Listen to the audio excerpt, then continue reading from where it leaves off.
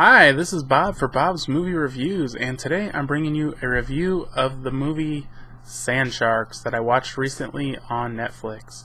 I had seen this advertised a while ago, and I think it was just right after I watched Two-Headed Shark Attack, and I thought it was kind of funny because it also starred Brooke Hogan, and this one stars Brooke Hogan, and I had never seen her in anything, and now it's like all of a sudden she's in two shark movies, and I thought it was funny.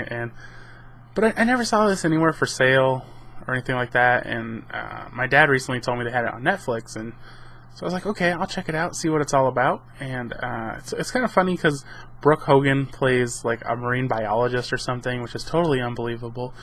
And this movie also has Corin Nemec, who, if you see him, you'll recognize him. You may not know his name, but I'm sure you've seen him before. I didn't recognize anyone else in this movie. This movie is rated R and has an 86-minute runtime, and it is listed as a comedy horror. IMDb users have given it a 2.7 out of 10, which is probably a pretty high score for it. Maybe, I don't know, maybe not. It's okay score. So what's this movie about? Well, there's this small island, and something happened there, and now people don't ever go, and the city's falling, and all the people are moving out, and the mayor's son is like, oh, I'm going to save this town. I'm going to have a spring break party here. So he's going to have all these college kids come in. And he's really not very smart or very good with money, and he owes lots of people money, and he probably isn't really qualified to even do this, but he just wants the money so he can pay off his loan sharks or whatever. And so these two guys riding motorcycles get killed, and they can't find the bodies, and nobody knows what's going on. They're like, well, maybe it was a shark attack, and they're like, no, it's too far up the beach. And they're like, oh, maybe it was the tide. Nobody really seems to know anything there about anything. They're all pretty stupid. And so they end up calling Brooke Hogan to come look, and more people keep getting killed, and they decide to shut down the beach, and now we can't have the party.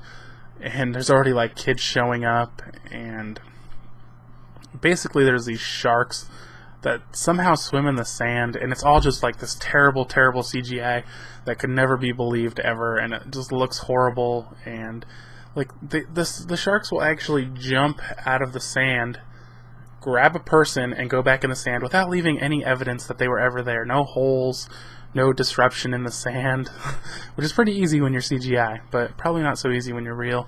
Also pretty unbelievable that they could even swim through the sand. I mean, yeah, some animals can move through dirt and stuff, but I mean, these are huge sharks, and they're just swimming like it's water. And like, there's some parts where you can actually see their fins coming out of the sand, and they're like, and so yeah, this movie is definitely very cheesy, and it's really bad acting and a pretty bad story, pretty unbelievable in every way. Unlike Two-Headed Shark Attack, this movie really wasn't very funny. I mean, Two-Headed Shark Attack was hilarious. If you haven't seen our review of that, I'll leave a link in the description. But, I mean, that movie was hilarious. This movie, though, is probably just one to stay away from. I'm going to give this a score of 2 out of 5.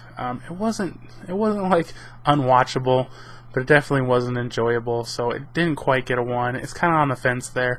Could almost tip over, but I hope you enjoyed this review.